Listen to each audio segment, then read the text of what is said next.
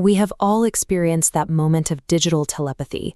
You think about a product, you open your phone, and a hyper-personalized ad for that exact item is there to greet you. For digital marketers, this efficiency removes the guesswork from advertising. The analytics dashboard functions as a command center, ensuring every dollar spent reaches a receptive user. The common explanation for this is that if you aren't paying for a service, you are the product being sold to advertisers. Shoshana Zuboff, a professor emerita at Harvard, offers a different perspective.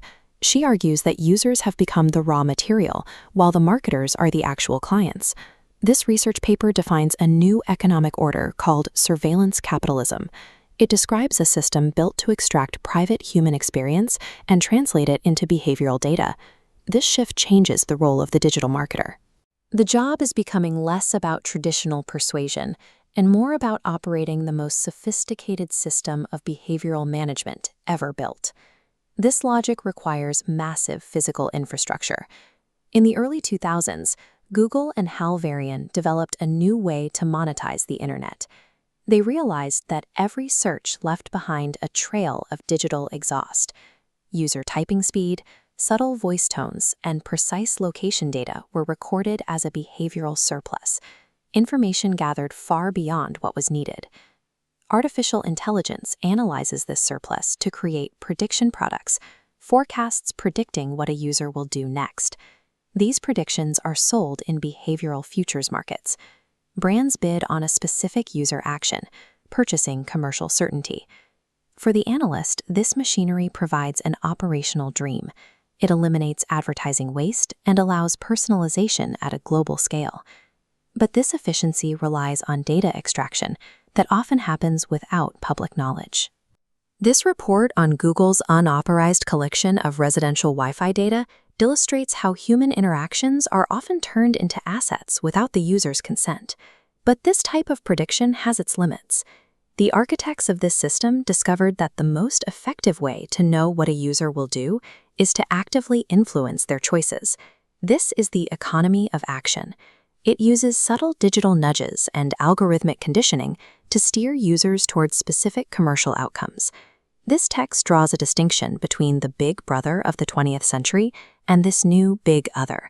While the former used terror to control the mind, this new power is indifferent to what you believe, so long as your behavior is predictable.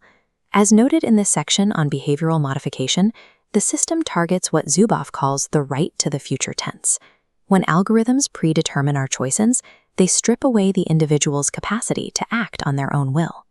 Predictability is easiest to achieve when users are isolated from conflicting information. By confining people in filter bubbles to ensure consistent consumption patterns, the system erodes the shared reality required for a functioning democracy. Marketing has reached a point where it is no longer about identifying a consumer's needs. The system now aims to manufacture the very needs it intends to satisfy through algorithmic conditioning. This creates a significant power gap. Tech companies possess deep knowledge about our society, while their own internal processes remain hidden from public view. This is the dilemma for the modern analyst. You rely on these tools for brand growth, but the same tools can undermine the privacy and autonomy of the people you serve. One path forward is radical transparency. Rather than using deceptive patterns to harvest data, future campaigns can build trust by using explicit, user-controlled data exchanges. Analysts can also shift their focus away from metrics that encourage addiction. Abandoning time on site in favor of KPIs that measure actual value delivered to the consumer can change the incentive structure of the web. Brands that protect user autonomy are positioning themselves for long-term survival. As privacy laws evolve, the competitive advantage will likely belong to those who respect their users, rather than those who simply monitor them. Modern data analytics offers the ability to influence behavior on a massive scale.